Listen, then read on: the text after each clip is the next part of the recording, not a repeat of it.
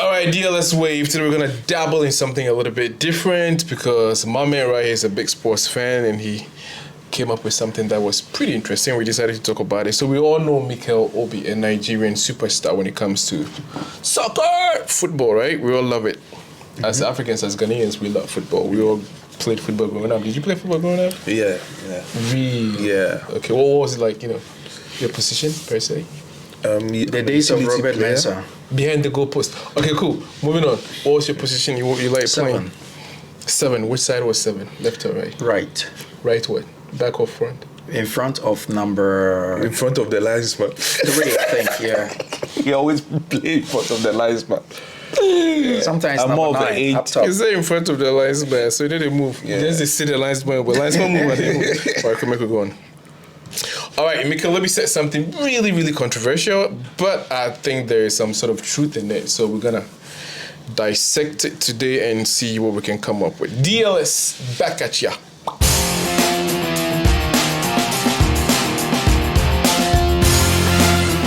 All right, so Mikel Obi, right? I think he retired from international football in 2022. That was like 2 years ago. Mm-hmm. All right, so he was making an assertion that Africans that are born to African parents in different countries usually prefer to play for those local nations, right?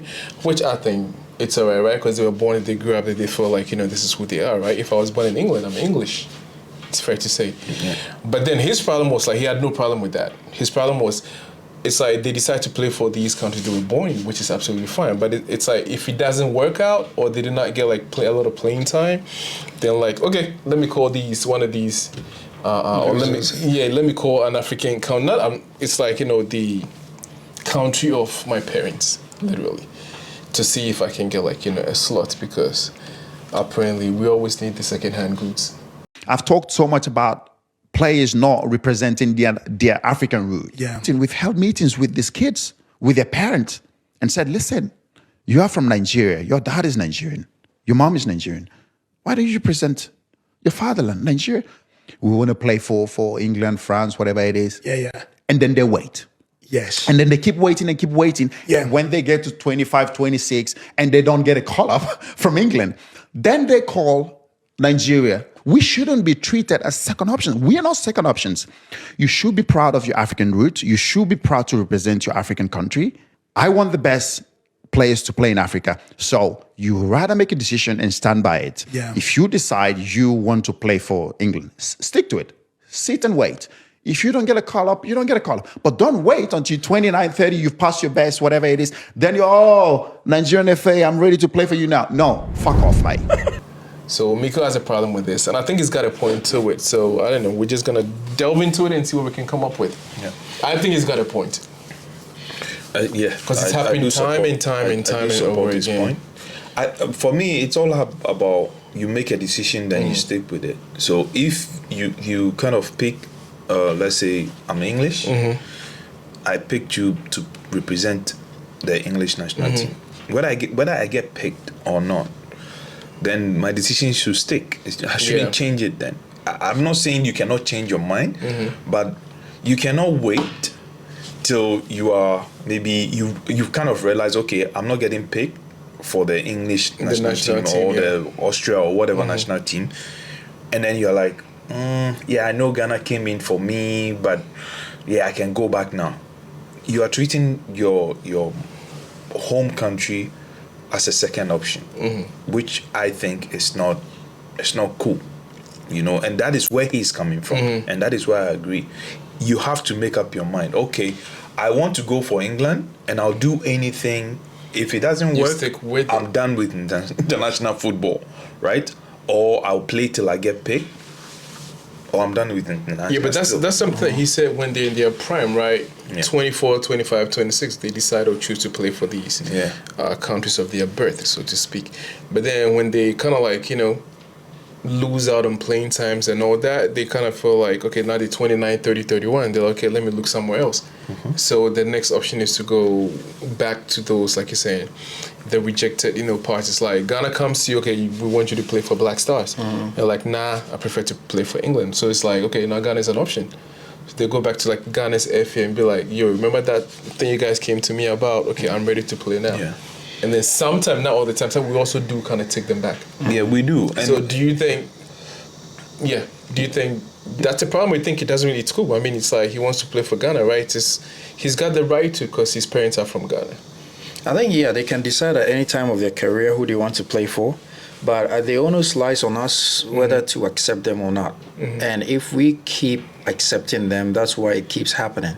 So like tying that into what you said earlier, you decide from the beginning. If you're playing for England, it has to be for life. If you're playing for your home country, it has to be for life. You can't take anyone else's. It's just like, think of it.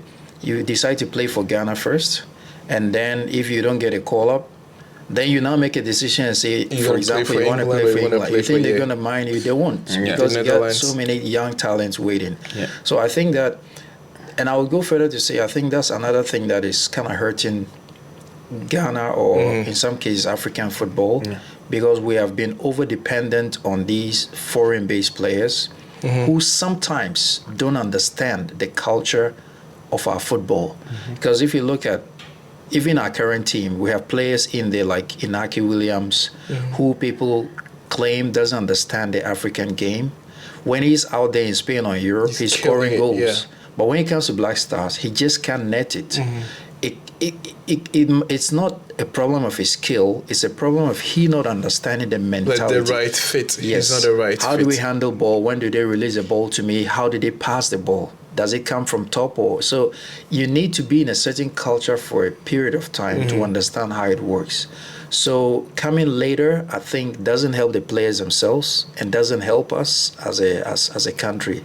So I think that, and all that time that we get these players in their late in their career, we could actually be focusing on some local players and developing them. So is it wrong to accept these players? Is it absolutely wrong for any FA to accept, like, people they reached out to, turn them down, and it's like 2, 3, 4, 5 years later, like, okay, we're ready to play for you now? I'm split with this because, for example, somebody like Prince Boateng, right? Yeah.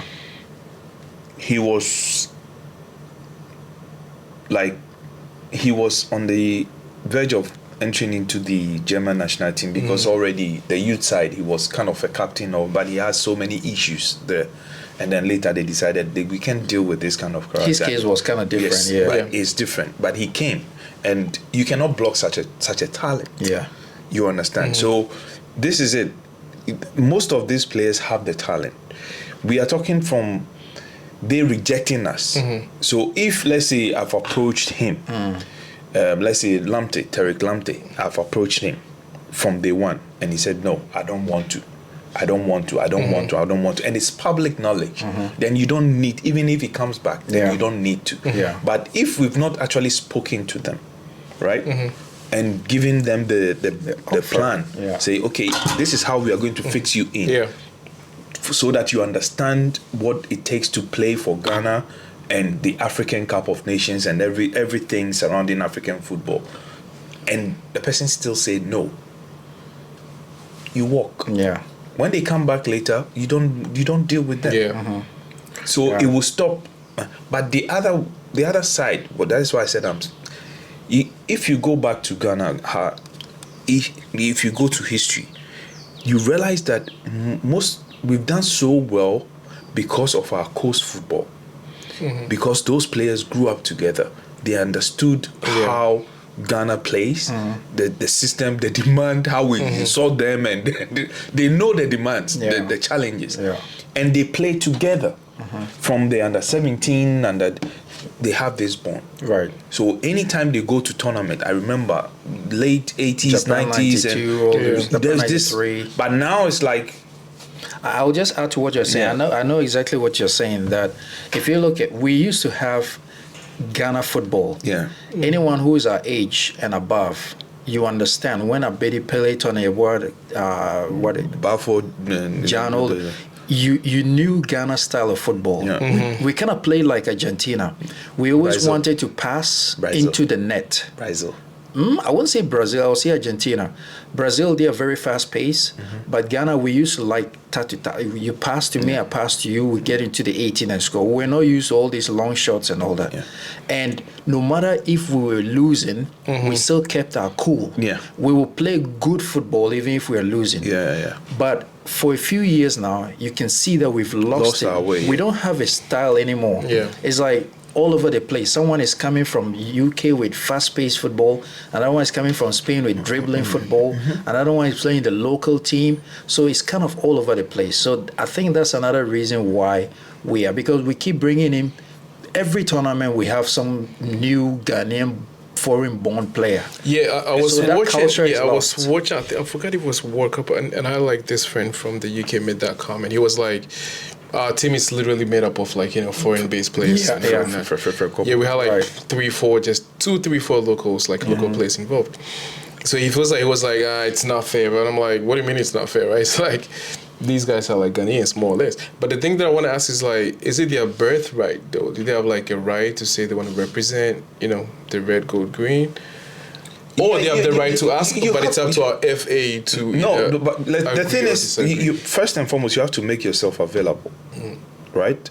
And then you have to be on form as a player, play for a good team and show your skills. Yeah. So it is their birthright because their parents are coming from that country. So I wanted to be a footballer. It didn't work out.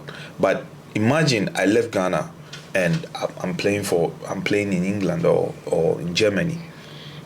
Somebody like Kufuor, for example. Tony Yeboah and all those other places, they were making serious names. Yeah. Like the names we are talking about now, the Mbappes, and I'm not saying that they are type of football, but like the Salibas and whatever.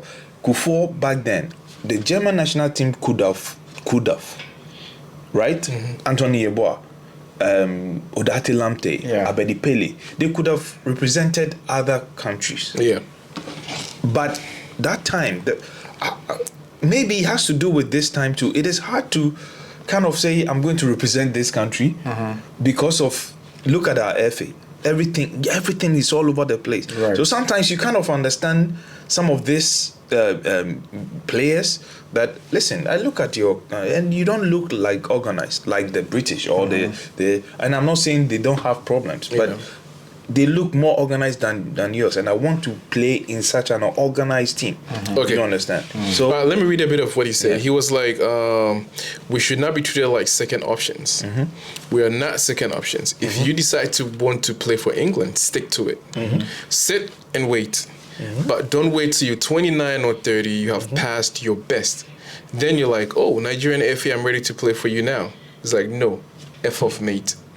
But I'm just gonna try to play devil's advocate. Can we kind of like pretty much sieve this into the same argument as it's almost like, okay, let's say an African American or anybody from the diaspora, and you're gonna say, okay, things did not work out well for them in their native land, right? So they come to Ghana or Africa to look for greener pastures, which happens a lot, vice versa, right? Africans also move out abroad a lot to look for greener pastures. Isn't it kind of the same thing? You look for options, you look for opportunities. And where you feel like, door opens, that's where you go? it's a little bit different, just a little bit different, because this has to do with you have a choice to make. Come and play for me, or you hope that this other country calls you. I'm your mother country. I said, openly, come. We are willing to accept you, blah, blah, blah. But here you say, okay, I know you want me, but I think she will want me. There's a better option. Yes, or there's this better option. So let me see whether that option will work out. I think what and secondly, what it does too is, I'm not saying we should not accept, we should take them, but also we should focus on trying to develop and uplift the local ones so that when they come and join, there will not be any. But for them to pick and that the statement he make, they should not take us as second option. Make up your mind. You play football. Listen, if I get to play for Manchester United or Arsenal or this team, I want to represent this country to make this country proud. I want to play for England. You have to make that decision at a particular age with your family. right? And then you can communicate it with, let's say, the Ghana FA or the English FA. It shouldn't be a back and forth. I think I will even blame it on, like you said, our disorganized football in recent years, because we all know we used to have inter-schools, schools teams, and all those many competitions, and most of our legends came from these backgrounds. They played outside, but they played for the national team. So, like, I go back to my point. There's a certain culture of, say, Ghana football, and if you rose through the ranks, you understand the passion. You understand. I mean, someone who was born in Spain or UK or US, wherever, you will not understand the passion that Ghana, because we don't represent any sport, just football. Let's be honest. Olympics, you only find 2-3 guys and they don't achieve anything. It's always football, no basketball, nothing.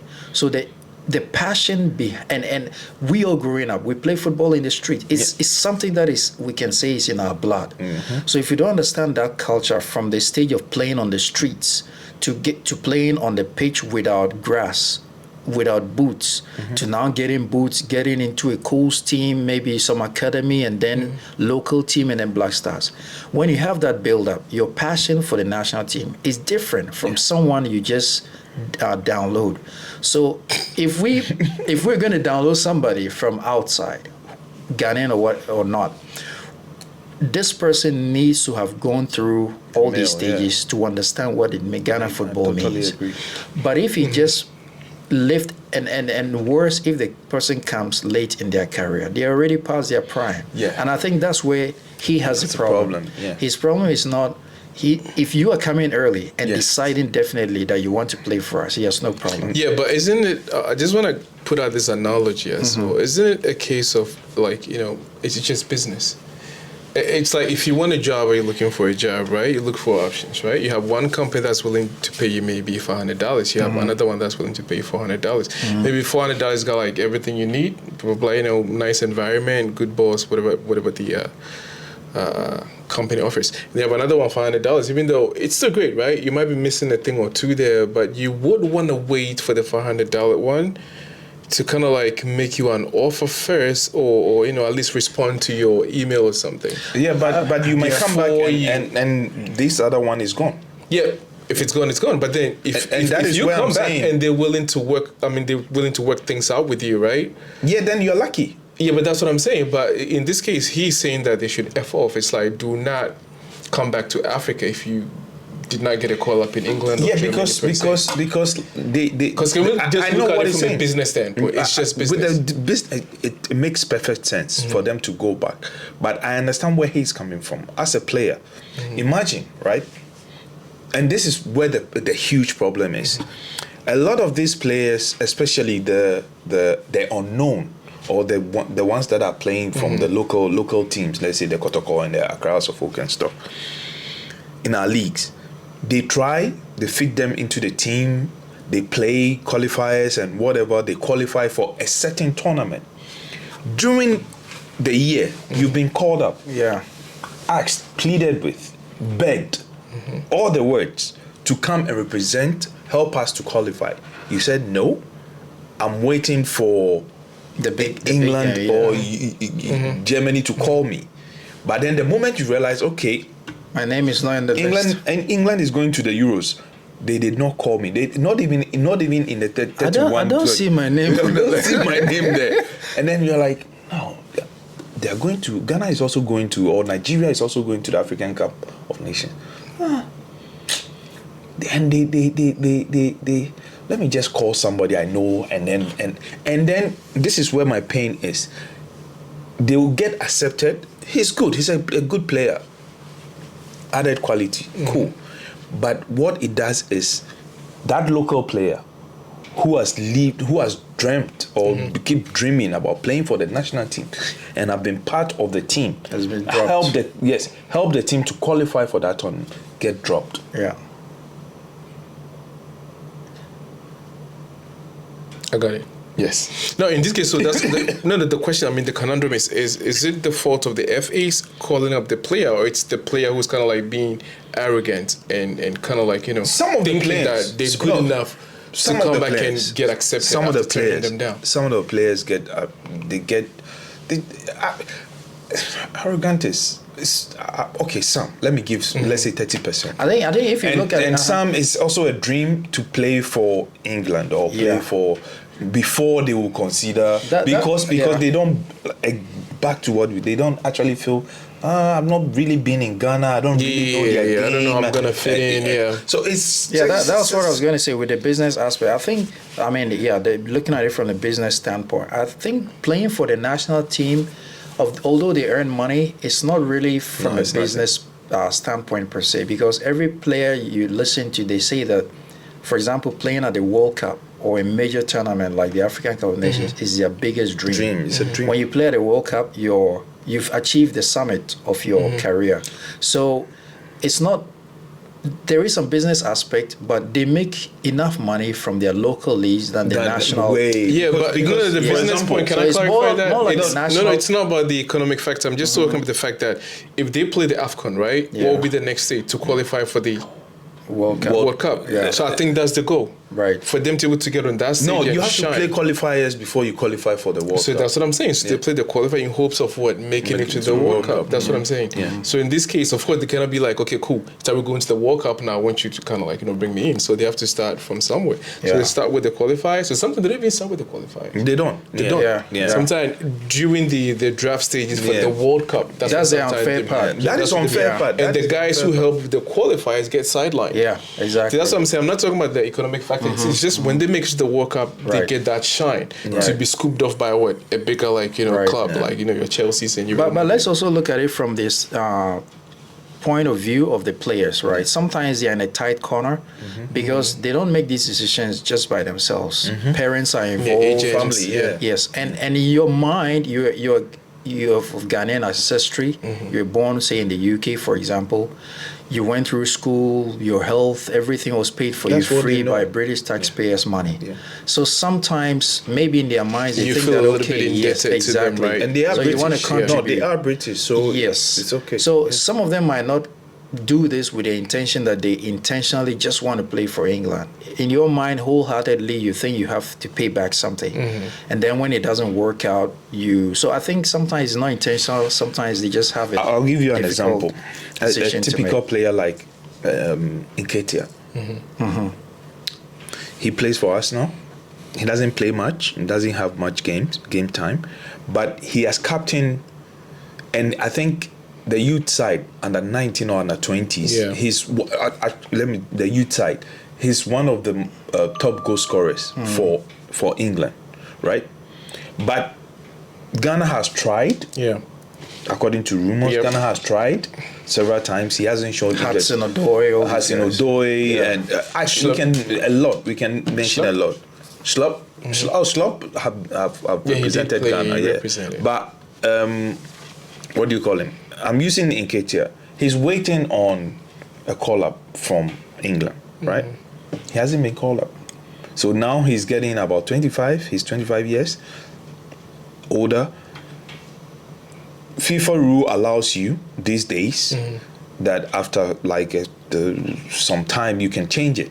You can change your national and play for that. So this is what Mikel is saying.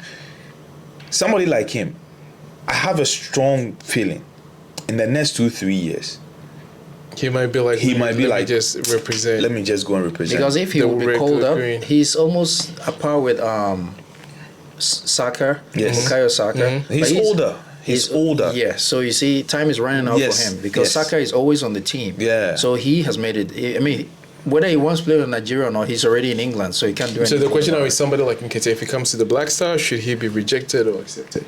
I think, like you said, I think it should be on a case-by-case basis. They should look at it and say, did you really reject us earlier? Yeah, but if he did, does it really matter, right? Because he's a good player. If he's informed, I don't if he's informed, and that is where. But doesn't that set the grounds for that kind of attitude? So he wouldn't stop. If you don't get called to the bigger or whatever. But I think his main argument here was those who reject and then later come back. That was his main thing. But so if you reject it, I think that it doesn't matter if you're good or not. You shouldn't be allowed because you're not the only player on earth.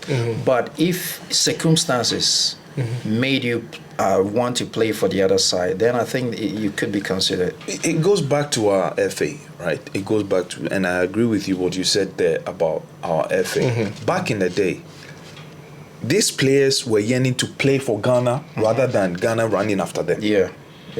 And I can give you a list of players who were like, I'm available. Yeah, Can you call yeah. me? I want to represent Ghana. Can you?